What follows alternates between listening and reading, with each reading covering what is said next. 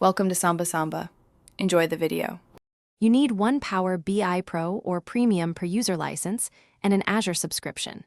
Start by preparing clean, well-modeled data in Power BI Desktop or data flows. Next, connect downstream AI services such as Azure OpenAI, Azure ML, or a company semantic model. Configure authentication with a service principal or managed identity for automated access. Finally, publish to a workspace with appropriate capacity, like Premium or Premium per user. Monitor usage and cost to avoid unexpected charges from compute and inference calls.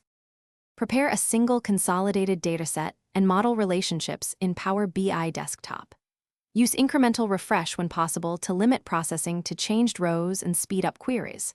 Register an Azure app, grant permissions, and use a service principal for authentication and secure automation. Use the Power Query Connector or REST API to call Azure OpenAI or Azure ML and enrich data with embeddings or predictions. Create calculated tables or new columns to store AI outputs, and then build visualizations that highlight AI-driven insights. Encrypt data in transit and at rest, and use role-based access control for reports and datasets. Log model inputs and outputs to monitor drift and to support audits while anonymizing personal data. Enforce data retention and deletion policies to comply with privacy regulations and internal rules.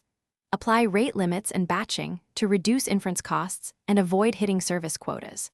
Estimate costs using expected call volumes, model size, and premium capacity metrics before scaling any production integration. Thanks for watching. Consider subscribing if we helped you.